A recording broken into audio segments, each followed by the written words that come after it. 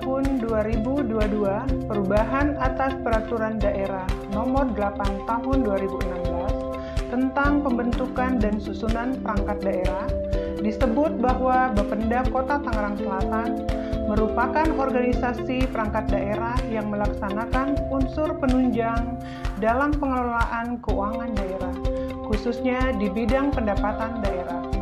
Badan Pendapatan Daerah sangat penting keberadaannya, mengingat mandat dari tugas dan fungsi yang diembannya, yaitu sebagai perangkat daerah yang mengkoordinir penerimaan pendapatan asli daerah atau PAD. Berdasarkan Undang-Undang Nomor 1 Tahun 2022 tentang hubungan keuangan antara pemerintah pusat dan pemerintah daerah, pada pasal 1 angka 22 dijelaskan, yang dimaksud dengan retribusi adalah pungutan daerah sebagai pembayaran atas jasa atau pemberian izin tertentu yang khusus disediakan dan atau diberikan oleh pemerintah daerah untuk kepentingan pribadi atau badan.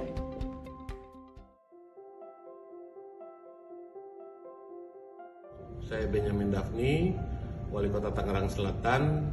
Saya mendukung rencana aksi perubahan Ibu Marlina Bonde yang berjudul Formulasi Penentuan Proyeksi Target Pendapatan Asli Daerah atau PAD dari sektor retribusi daerah di Kota Tangerang Selatan.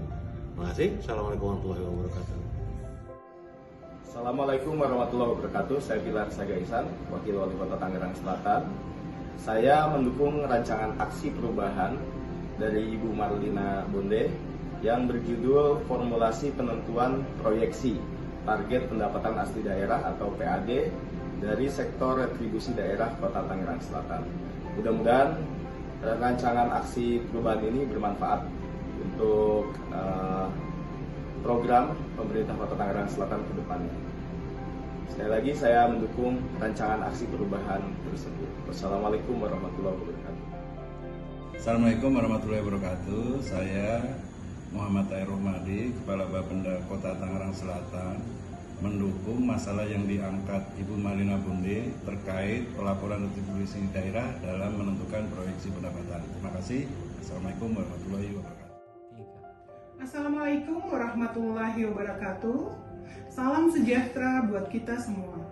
Perkenalkan, nama saya Marlina Bonde, Kepala Bidang Perencanaan dan Pengembangan pada Badan Pendapatan Daerah Kota Tangerang Selatan, beserta PKA Angkatan 5 tahun 2023 pada BPSDM Provinsi Banten.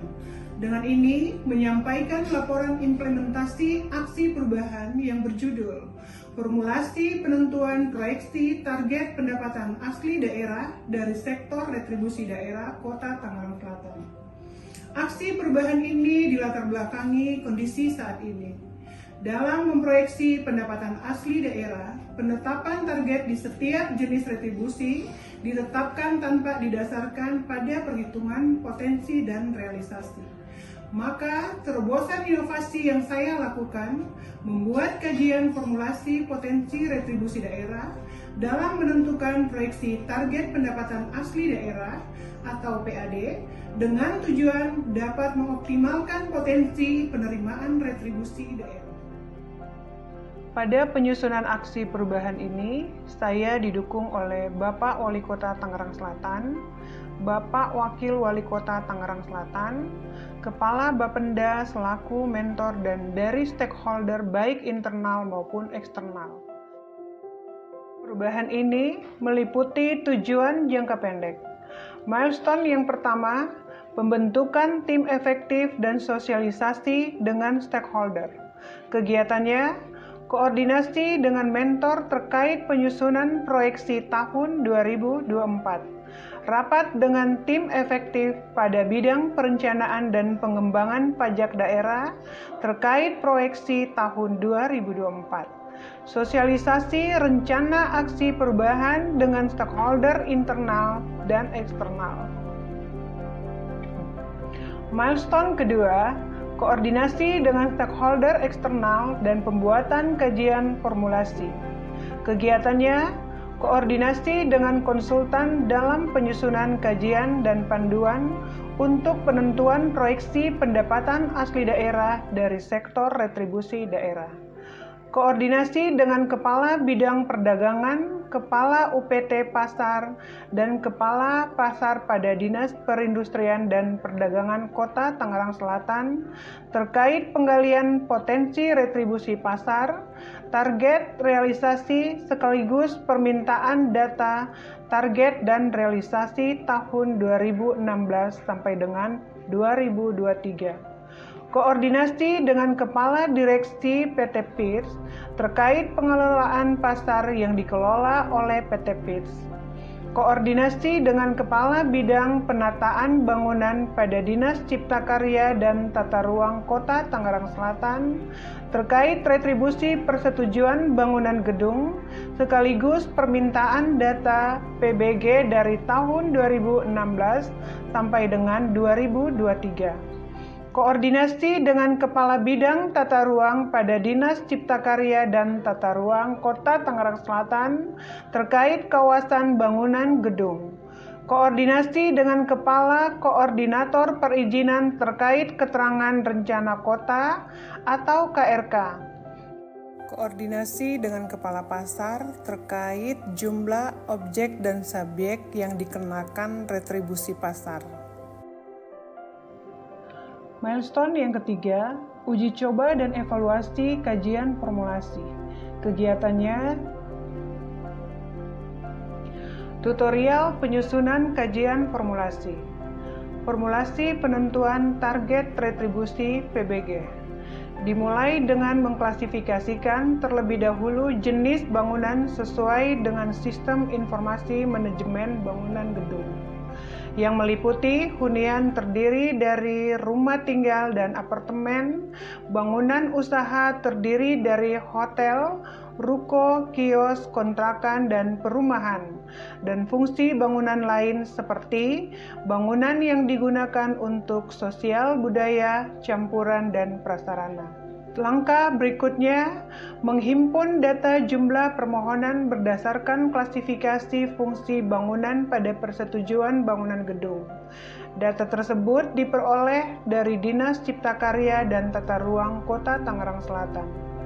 Setelah data-data terkumpul, lalu diformulasi dengan mengkalikan dengan rata-rata tarif sesuai dengan klasifikasi bangunannya. Langkah terakhir adalah menentukan target retribusi PBG yang ditentukan berdasarkan formulasi ketercapaian optimis dan moderat. Berikut adalah alur dalam perhitungan penentuan target retribusi PBG. Formulasi penentuan target retribusi pelayanan pasar. Dimulai dengan mengidentifikasi jumlah pasar yang dikelola oleh pemerintah Kota Tangerang Selatan. Lalu identifikasi juga jumlah kios, los, dan pelataran beserta luasan untuk masing-masing unit.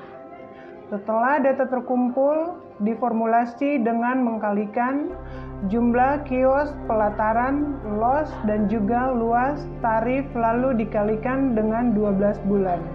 Sehingga menghasilkan data potensi retribusi pelayanan pasar dalam 1 tahun. Kemudian menentukan target retribusi pelayanan pasar yang ditentukan berdasarkan klasifikasi keterisian atau okupasi kios, los, pelataran dengan klasifikasi keterisian 100%, 70%, dan 50%. Berikut adalah alur dalam perhitungan penentuan target retribusi pelayanan pasar dan alur perhitungan penentuan target retribusi pelayanan pasar. Milestone yang keempat, tindak lanjut penerapan kajian formulasi. Kegiatannya, pertemuan dengan Kepala Bapenda. Draft surat permintaan data proyeksi pendapatan asli daerah. Assalamualaikum warahmatullahi wabarakatuh. Saya Denny Daniel, Kabid Penataan Bangunan pada Dinas Cipta Karya dan Tata Ruang Kota Tangerang Selatan mengapresiasikan hasil kajian formulasi yang menjadi aksi perubahannya Ibu Marlina Bonde, di mana kajian ini sangat bermanfaat baik jangka panjang maupun jangka pendek, dan ini perlu diterapkan secara berkesinambungan dan mengoptimalkan penerimaan retribusi daerah sehingga untuk memudahkan bagi organisasi perangkat daerah dalam memproyeksikan target pendapatan asli daerah, khususnya bagi organisasi perangkat daerah penghasil. Terima kasih. Wassalamualaikum warahmatullahi wabarakatuh. Saya Ibu Ita Kurniasi, Kabid Perdagangan pada Dinas Perindustrian dan Perdagangan Kota Tangerang Selatan, mengapresiasi dengan adanya kajian formulasi yang menjadi aksi perubahan Ibu Marlina Bonde. Ini sangat bermanfaat baik jangka pendek maupun jangka panjang, dan ini perlu diterapkan secara berkesinambungan dalam mengoptimalkan penerimaan retribusi daerah. Sehingga untuk menentukan proyeksi target PAD khususnya retribusi daerah lebih mudah bagi organisasi perangkat daerah penghasil.